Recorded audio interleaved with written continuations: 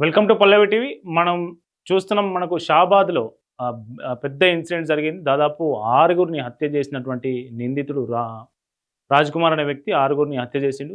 So, ఈ హత్యలకు మొత్తం కారణం ఏంటి? ఆ హత్యలు ఎట్లా చేసిండు? ఎందుకు చేసిండు? రాజ్‌కుమార్ ప్రస్తుతం ఎక్కడున్నాడు? తర్వాత ఏం జరగబోతుంది? ఇట్లాంటి అన్ని విషయాలు ఈ వీడియోలో చూద్దాం.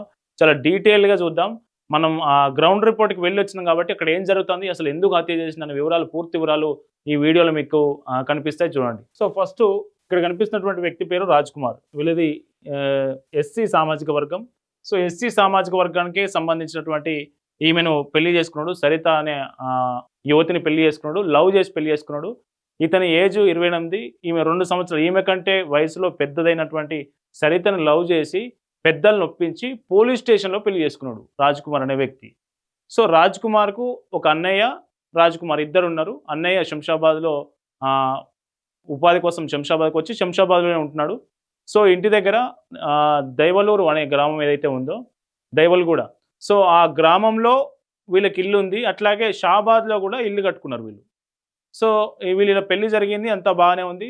ఇతనికి కూడా ఈ దంపతులిద్దరికీ ఒక కొడుకు, ఒక కుమార్తె. 3 సంవత్సరాల కొడుకు, అట్లాగే కుమార్తె కూడా ఉంది. సో, ఇద్దరు పిల్లలు, ముత్యాలు లాంటి ఇద్దరు పిల్లలు ఉన్నారు. సో, వీళ్ళ సంసారం సాఫీగా సాగుతా ఉంది. ఎప్పుడైతే షాబాద్‌లో ఇల్లు కట్టిరో, షాబాద్‌లో ఇల్లు కూడా మీకు చూపిస్తుందండి. సో, ఈమె భార్య, ఈమె కూడా ఉన్నత చదువులు చదువుకుంది. డిఎస్సి కూడా రాసింది. టీచర్ జాబ్ కోసం, ఉపాధ్యాయ ఉద్యోగం కోసం డిఎస్సి కూడా రాసింది ఈమె. సో, వీళ్ళు ఎప్పుడైతే ఇల్లు కట్టిర్రో, ఎక్కడ కట్టిర్రు ఇల్లు అంటే మీకు చూపిస్తా. ఎస్, ఇది వాళ్ళ బాలిక వాళ్ళ ఇల్లు. ఏదైతే బాలిక వాళ్ళ ఇల్లు ఉందా అంటే, ఇప్పుడు కొడుకు పుట్టిన తర్వాత షాబాద్‌లో వీళ్ళు ఇల్లు కట్టుకున్నారు. ఇల్లు కట్టుకున్న తర్వాత ఎస్, ఈ గలీలో ఉంటాయి ఇద్దరు ఇల్లు, పక్కపక్కే ఉంటాయి. ఇప్పుడు మనం చూసినటువంటి ఇల్లు, ఇదేమో బాలిక ఇల్లు. ఆ పక్కనే వీళ్ళ ఇల్లు ఉంటుంది. వీళ్ళ ఇల్లు కొత్తగా ఇల్లు కట్టిరు. సో, ఇల్లు కట్టిన తర్వాత వీళ్ళు కొంతకాలం అక్కడికి వెళ్ళిరు, ఆ పక్కన ఇల్లుకు. వెళ్ళిన తర్వాత పక్కింటి బాలిక పరిచయం అయింది. ఆమె బీసీ సామాజిక వర్గానికి సంబంధించినటువంటి బాలిక. సో, బాలికతో ఏర్పడినటువంటి పరిచయం, వీళ్ళు డీప్‌గా వెళ్ళిపోయారు, రాజ్‌కుమార్, ఆ బాలిక. సో, ఆ బాలిక ఎప్పుడైతే ఆల్రెడీ పెళ్ళయింది, వీనికి ఇద్దరు పిల్లలున్నారు. మళ్ళీ మా మా బాలిక ఎంబడి ఎందుకు పడుతున్నాడని కుటుంబ సభ్యులు చాలా సార్లు హెచ్చరించారు. రాజ్‌కుమార్ అనే వ్యక్తిని హెచ్చరించారు. హెచ్చరించిన రాజ్‌కుమార్ తన పంతాను మానుకోలేదు. సో, కుటుంబంలో కూడా భార్య కూడా నువ్వెందుకు ఆ బాలిక ఎంబడి నువ్వు వెళ్తున్నావు అట్లా ఇట్లా అని కుటుంబం వైపు నుంచి కూడా చాలా సార్లు గొడవలు జరుగుతూ ఉన్నాయి. ఈ గొడవలలో పెద్ద మనుషుల సమక్షంలో ఒప్పందం జరిగింది.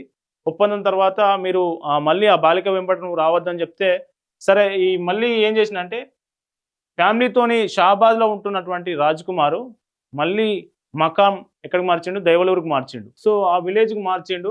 ఆ విలేజ్‌లో వాళ్ళ ఇల్లు చూడొచ్చు. సో, ఇది ఈ విలేజ్‌లో వాళ్ళ ఇల్లు ఇది. సో, ఇక్కడ కూడా క్రైమ్ జరిగింది కాబట్టి ఈ విలేజ్‌కు మకాం మార్చిండు. ఇక్కడ వరకంతా బాగానే ఉంది. అయితే రాజ్‌కుమార్‌కి సంబంధించి, వాళ్ళ ఇంటికి సంబంధించి కొంత భూమి అమ్మిర్రు. అమ్మిన తర్వాత వచ్చిన డబ్బులతోని బెట్టింగ్‌కు పాల్పడిండు. ఆన్‌లైన్ బెట్టింగ్ చేసిండు. పెద్ద ఎత్తున దాదాపు లక్షల్లో నష్టపోయిండు. బెట్టింగ్ తర్వాత లక్షల్లో నష్టపోయిండు. నష్టపోయిన తర్వాత ఏం చేసిండు? ఇంట్లో వాళ్ళు వాళ్ళ అమ్మ నాన్న తిట్టిర్రు. అట్లాగే అన్నయ్య కూడా బాగా కోప్పడ్డాడు. సో, కోప్పడితే ఏం చేసిండంటే, మందు తాగి ఆత్మహత్య యత్నానికి పాల్పడ్డాడు. సో, అతన్ని హాస్పిటల్ తీసుకుపోయి మళ్ళీ రికవర్ చేయడానికి వాళ్ళ అన్నయ్య, అట్లాగే వాళ్ళ తల్లిదండ్రులు ఇద్దరు బాగా కష్టపడి డబ్బులంతా వెచ్చించి వాని ఆరోగ్యాన్ని మెరుగుపరిచిర్రు. సో, ఇదంతా బాగానే ఉంది కదా! ఈ బాగయిన తర్వాత ఎప్పుడైతే బాలికతోని రిలేషన్‌షిప్ మెయింటైన్ చేసిండో, సో, మెయింటైన్ చేసిన తర్వాత వాళ్ళేం చేసిర్రు, వాళ్ళు పెద్ద మనుషుల సమక్షంలో ఒప్పందం జరిగినా గానీ వీడు వినకుండా మళ్ళీ బాలిక వెంబడి పడతా ఉంటే, సో, వాళ్ళేం చేసిర్రు, పోలీస్ స్టేషన్‌లో ఫిర్యాదు చేసిర్రు. సో, ఎవరు? బాలిక తల్లి, బాలిక నానమ్మ. ఎందుకంటే బాలికకి తండ్రి లేడు. బాలికతో పాటు ఇంకొక అమ్మాయి ఉంది. ఆ అమ్మాయి హ్యాండిక్యాప్డ్. సో, ఆ అమ్మాయి దివ్యాంగురాలు. ఈ ఉన్న ఒక్క అమ్మాయిని వీడు వదలడం లేదు. వీడికి ఆల్రెడీ పెళ్ళయింది, ఇద్దరు పిల్లలున్నారు, భార్య ఉంది. సో, వీడైనా మా బాలికెంబడి పడతా ఉండు, మీరు ఖచ్చితంగా వీని మీద కఠిన చర్యలు తీసుకోవాలని పోలీస్ స్టేషన్‌లో ఫిర్యాదు చేశారు. షాబాద్ పోలీస్ స్టేషన్‌లో ఫిర్యాదు చేస్తే, ఆమె బాలిక మైనర్ కాబట్టి పోక్సో కింద కేసు నమోదు చేస్తున్నామని పోలీసులు చెప్పిర్రు. కానీ వాడిని పట్టుకుందామంటే నెల రోజులుగా వాడు పరారిలో ఉండు, అబ్స్కాండింగ్. పోలీసులకి ఎక్కడా దొరకలేదు. సో, నిందితుని మామ, మన మేనమామ ఏమంటున్నాడంటే, మీకు చూడండి, నిందితుడు మేనమామని చూపిస్తా. ఇగో ఇక్కడ మాట్లాడే వ్యక్తి పోలీసులతో వాగ్వాదానికి దిగుతున్న ఇక్కడ మాట్లాడుతున్న వ్యక్తి పేరు నిందితుడు మేనమామ అంటే బాలిక మేనమామ. సో బాలిక తరపున ఈయన అనేక సార్లు పోలీసులను ఫిర్యాదు చేసిండు. మీకేమో కనిపించట్లేదు అబ్స్కాండింగ్ ఉన్నానని చెప్తా ఉన్నారు మీరు. కానీ వాడు యథేచ్ఛగా బాలిక ఎక్కడైతే చదువుకుంటుందో మనకు ఇంటర్మీడియట్ చదువుతున్న బాలిక ఎవరైతే ఉన్నారో ఆ బాలిక వెంబడి మళ్ళా పడతా ఉన్నాడు వీడు. మీరు కనీసం చర్యలు తీసుకోరని పోలీసులను పదే పదే ఎస్ఐని పదే పదే ఈయన వేడుకున్నాడు ఫోన్ చేసి. అవునా ఎక్కడున్నాడు అయితే నేను వచ్చి మాట్లాడతా, నేను వచ్చి చూస్తా, నేను వచ్చి పట్టుకుంటా అని ఎస్ఐ మాట్లాడినట్లుగా వాళ్ళ బాధితుడి బాలిక ఎవరైతే ఉన్నారో బాలిక మేనమామ ఆరోపిస్తా ఉన్నాడు. చూడండి.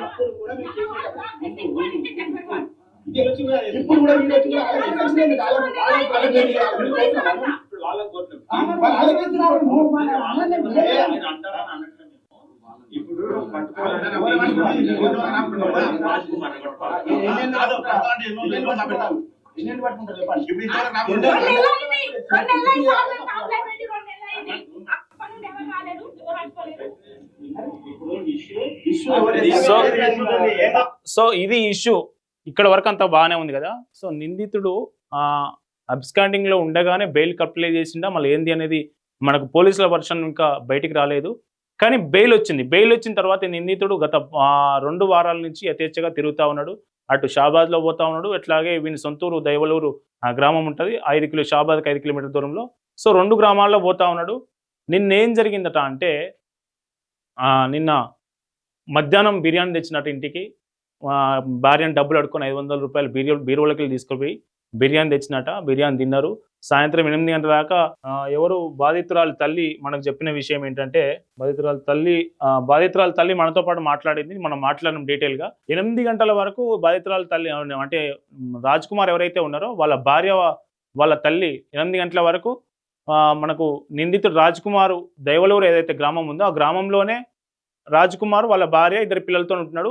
రాజ్ కుమార్ తల్లిదండ్రులు ఏమో షాబాద్లో ఉంటున్నారు. షాబాద్లో బాలిక ఇంటి పక్కన ఇల్లు కట్టుకున్నారని చెప్పినా కదా. సో వాళ్ళిద్దరు అక్కడ ఉంటున్నారు. నిన్న రాత్రి అర్ధరాత్రి బాలిక ఇంటికి వెళ్ళినటువంటి రాజ్ కుమార్ బాలిక గేట్ దూకి ఆల్రెడీ వాళ్ళు గేట్ లోపల నుంచి లాక్ వేసుకొని లోపల పడుకున్నారు. వాళ్ళ ఇంటికి సీసీ కెమెరా కూడా ఉంది. సో గేట్ దూకి లోపలికి వెళ్ళి డోర్ కొట్టిండు. డోర్ కొట్టేసరికి బాలిక తల్లి ఇద్దరు లేచిన తర్వాత ఇతను వెంట తీసుకుపోయినటువంటి కత్తితో ఫస్ట్ బాలిక తల్లిని చంపిండు కేసు పెట్టినందుకు. బాలిక నానమ్మని చంపిండు. బాలికను వెంట తీసుకొని కారులో మళ్ళీ దైవలూరు గ్రామానికి వచ్చిండు. దైవలూరు గ్రామానికి వచ్చి బాలికను కారులో ఉంచిండా లేదంటే బాలికను వెంట తీసుకొని పోయి కుటుంబం దగ్గర పోయిండా. భార్యను పిల్లల్ని ఇద్దరిని చంపి బాలికను మళ్ళీ తన వెంట కారులో తీసుకొని ఊరు దాటిన తర్వాత ఆ గ్రామం దాటిన తర్వాత లెఫ్ట్ సైడ్లో చెరువు వస్తుంది. మీకు ఆ ఫోటో కూడా చూపిస్తాం. ఇది సో ఇక్కడ చెరువు ఉంటుంది. ఈ చెరువు ప్రాంతంలో ఇక్కడ క్రికెట్ ఆడతారు, పిల్లలంతా క్రికెట్ ఆడతారు. ఆ క్రికెట్ ఆడే ప్లేస్లకు అర్ధరాత్రి దాటిన తర్వాత బాలికను తీసుకుపోయి అత్యంత దారుణంగా కత్తితో గొంతు కోసి ఫోన్ చేసిండు. వాళ్ళ అమ్మకి ఫోన్ చేసిండు. ఎవరమ్మకి? నిందితుడు రాజ్ కుమార్ వాళ్ళ తల్లికి ఫోన్ చేసి, అమ్మ నేను అందరినీ చంపేసిన, 6గురిని చంపేసిన, ఇక నా గురించి చూడకండి, నేను వెళ్ళిపోతున్నా అంటూ ఫోన్ చేసి చెప్పిండు. ఆ బాధితురాలి తల్లి మన నిందితుడి తల్లి ఎవరైతే ఉందో ఆమె వెంటనే పోలీసులకు ఫోన్ చేస్తే పోలీసులు షాబాద్లో ఉన్నటువంటి వాలంటీర్ వేరు అట్లాగే ఒక టీం ఇక్కడికి వచ్చింది. దైవలూరు గ్రామానికి వస్తే ఇక్కడ 3 డెడ్ బాడీలు, అక్కడ 3 డెడ్ బాడీలు. సో 6 డెడ్ బాడీలను వెంటనే పోస్ట్ మార్టం కోసం తరలించడం జరిగింది. సో నిందితుడు ప్రస్తుతం పరారులో ఉన్నట్లు పోలీసులు చెప్తా ఉన్నారు. కానీ నిజానికి నిందితుడు పోలీసుల కస్టడీలోనే ఉన్నాడు అని బాధిత కుటుంబాలు ఆరోపిస్తూ ఉన్నాయి. సో నిజానికి నిందితుడు పోలీసుల కస్టడీలో ఉండా లేదంటే ఎక్కడైనా సూసైడ్ చేసుకుంటే ఈ కేసు క్లోజ్ అవుతుంది. సో నిందితుడు పోలీస్ కస్టడీలో ఉంటే వీళ్ళందరూ 6 మర్డర్లకు సంబంధించి పోక్సో కేసు సంబంధించి ఛార్జ్షీట్లు వేసి మళ్ళీ విచారణ అయిపోయిన తర్వాత కోర్టుకు రిమాండ్కి తరలించే అవకాశం ఉంది. సో నిందితుడు సూసైడ్ చేసుకున్నట్లుగానే పోలీసు నుంచి కానీ మనకు విశ్వసనీయంగా సమాచారం అంతా ఉంది. ఇటు కుటుంబాలు కూడా బాధిత కుటుంబాలు కూడా కొంత అనుమానం వ్యక్తం చేస్తున్న పరిస్థితి. నిందితుడు కనుక సూసైడ్ చేసుకుంటే ఈ కేసు క్లోజ్ అవుతుంది. సో లేదంటే వాడిని పట్టుకొచ్చి ఈ 6గురు మర్డర్లకు సంబంధించి అట్లాగే పోక్సో కేసు సంబంధించి వారి మీద ఛార్జెస్ పెట్టి హైకోర్టుకు తరలించే కోర్టు తీర్పు మేరకు రిమాండ్కి తరలించే అవకాశం ఉంటుంది. సో ఇది మొత్తం కేసు. ఈ నిందితులందరి ఈ కేసు మొత్తంలో నిందితుడు ఇంత కఠినంగా వ్యవహరించడానికి కారణం ఏంటి అనేది మనం కనుక లోతు కనుక విశ్లేషిస్తే ఫస్టు డా భూమి అమ్మిన డబ్బులు ఏవైతే ఉన్నాయో దాన్ని బెట్టింగ్‌లో ఆన్‌లైన్ బెట్టింగ్‌లో బెట్టి అప్పు చేయడం ఒకటి. రెండోది సో, అప్పు చేసిన తర్వాత యత్నానికి ప్రయత్నం చేసి మళ్ళీ రికవర్ అయిన తర్వాత ఇప్పుడు పోక్సో కేసు పెట్టడం వల్ల వాళ్ళ మీద కక్ష పెంచుకోవడం 2. వాళ్ళ మీద కక్ష పెంచుకున్న తర్వాత మళ్ళీ కుటుంబ సభ్యుల్ని ఎందుకు చంపిండు? ఆ బాలికను అక్కడి నుంచి తీసుకొచ్చి చెరువు దగ్గర ఎందుకు చంపిండు అనేది ఎవరికీ తెలియని అంతు చిక్కని విషయంగా మారిపోయింది. సో, ఆ భార్యను బాలికను బెదిరించిండా? కత్తిపెట్టి బెదిరించి తీసుకొనొచ్చిండా అక్కడి నుంచి వాళ్ళ ఇంటి దగ్గర నుంచి? లేకుంటే బాలికనే ఈయనతో పాటు వచ్చిందా? అనేది తెలవదు. కానీ ముత్యాల లాంటి చిన్న ఇద్దరు పిల్లలు, సో వాళ్ళ భార్య, వాళ్ళ ముగ్గురిని ఎందుకు చంపిండనేది ఇక్కడి వరకు ఎవరికీ అంతు చిక్కని విషయం. ఎందుకంటే నేను వెళ్ళిన తర్వాత జైలుకి వెళ్తే వాళ్ళ బాధలు, వాళ్ళ సాధక బాధకాలు, వాళ్ళ కుటుంబ పోషణ ఎవరు చూస్తారని అనుకున్నాడా?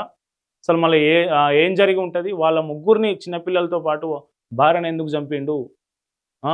చివరికి బాలికతో పాటు నిజంగా బాలిక మీద ఇష్టం ఉంటే, బాలికకు కూడా ఇతని మీద ఇష్టం ఉంటే, సో వాళ్ళిద్దరైనా బాలికనైనా తనతో పాటు తీసుకెళ్లాల్సింది కదా! బాలికను చివరికి ఎందుకు గొంతు కోసి చంపిండనేది ఎవ్వరికీ అంతు చిక్కని విషయంగా మారిపోయింది. మొత్తానికి 6 మర్డర్‌ల ఇష్యూ అనేది ఈరోజు పెద్ద సెన్సేషనల్‌గా మారిన విషయం మనకు కనిపిస్తా ఉంది. ఈ ఘటనకు సంబంధించి పోలీసులైతే దర్యాప్తు కొనసాగిస్తా ఉన్నారు. ఇందులో పోలీసుల నిర్లక్ష్యం కూడా ఉందనేది బాధిత కుటుంబాల నుంచి వస్తున్నటువంటి ఆరోపణ. ఎందుకంటే 2 నెలల కింద ఫిర్యాదు చేస్తే ఇప్పటివరకు వాడిని పట్టుకోలేదు. ఈరోజు 6 మర్డర్‌లు చేసిండు. మీరు ఆ రోజే పట్టుకొని ఉంటే వీళ్ళు 6గురు ప్రాణాలతో ఉండేవారు కదా! అనేది బాధిత కుటుంబం నుంచి వస్తున్నటువంటి జెన్యూన్ ప్రశ్న. దీనికి సంబంధించి పోలీసులు కనీసం పంచనామా చేయకుండా, కుటుంబ సభ్యులకు కూడా చెప్పకుండా, పక్కింటి వాళ్ళకి చెప్పకుండా రాత్రికి రాత్రే 3 గంటలకే 2 గంటలకు మర్డర్ జరిగి ఉంటే 12 గంటలు 2 గంటల మధ్యలో మర్డర్ జరిగితే 2 గంటలల్లో 6గురు ప్రాణాలు పోతే వెంటనే అప్పటికప్పుడు డెడ్ బాడీలను ఎందుకు పోస్ట్‌మార్టం తరలించారు? కనీసం విచారణ చేయలే. సీసీటీవీ ఫుటేజ్ కలెక్ట్ చేయలేదు. సో, అక్కడ చేయాల్సినటువంటి ఫార్మాలిటీస్ ఏం చేయకుండానే రాత్రికి రాత్రి ఎందుకు తీసుకుపోయారు డెడ్ బాడీలు అనేది మనకు బాధిత కుటుంబాల నుంచి వస్తున్నటువంటి ప్రశ్న. ఈ ప్రశ్నకు పోలీసులే సమాధానం చెప్పాలి. ఇప్పుడు కేసు మొత్తం పోలీసుల కోర్టులో పడింది. సో, వాళ్ళు ఏం సమాధానం చెప్తారు? నిందితుడిని పట్టుకుంటారా? నిందితుడు ఆత్మహత్య చేసుకున్నాడని చెప్తారా? నిజంగా ఆత్మహత్య చేసుకున్నాడా? నిందితుడు ఎక్కడున్నాడు? అసలు బతికే ఉన్నాడా? ఉంటే ఎక్కడ? సో, ఇట్లాంటి అన్ని ప్రశ్నలకు పోలీసులే సమాధానం చెప్పాలి.